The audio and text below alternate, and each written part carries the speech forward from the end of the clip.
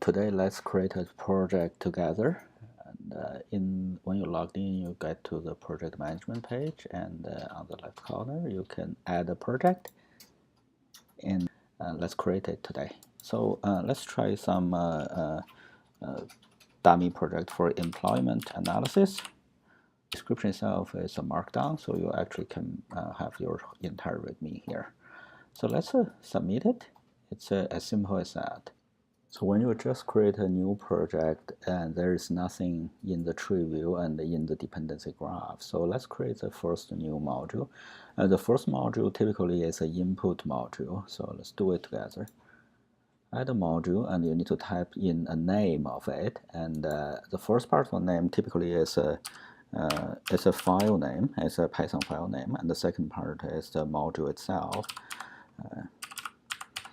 So let's type in this FQN. You will see the first part of it is the project alias, and then the file name called input, and then it's the module name.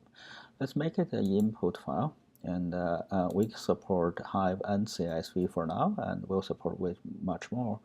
But for now, let's do this as a CSV. That's the data, and you put some description, and then select a file to upload. Choose a CSV file. We will use a data like this, which is actually a census data. Upload it. CSV file, it doesn't really define the schema of each column, so we need to figure out a way to add it to give the schema to the CSV file.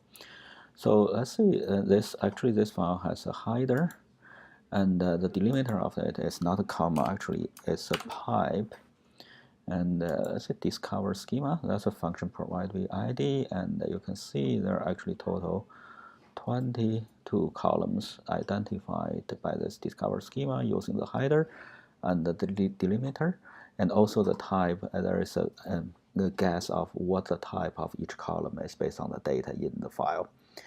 And most of them are pretty accurate, but there are some you want to actually override it. For example, the state in it's identified as an integer. That's because they use the 2-digit state code, but we like it to be string actually, and also zip code. The zip code is an integer, but we also like it to be string. So after reviewing through the schema file, you'll see, that's pretty much accurate. Then you create. After we click create, actually this input module is created.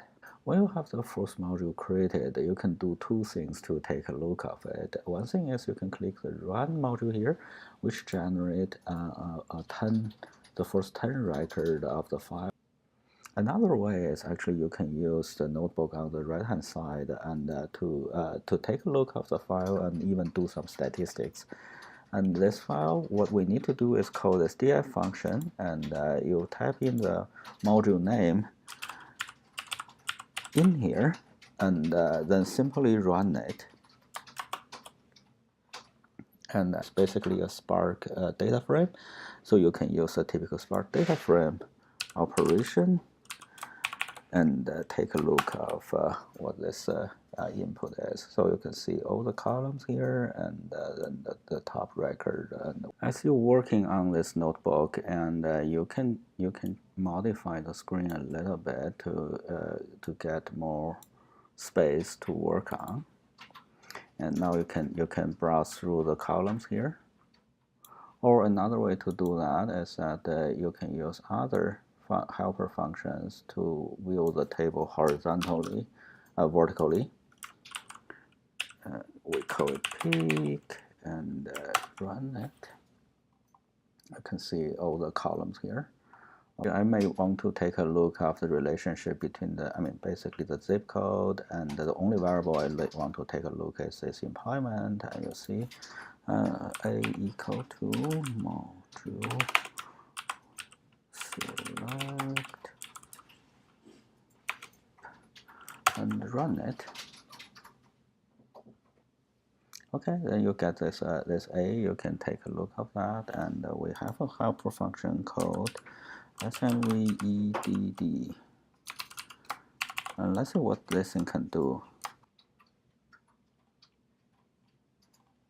Let's show some basic statistics based on the type of the data. So see all this good, so we want to change this A as another module which depends on the input. So let's say we right click on this cell and there is a thing called generate module from this cell.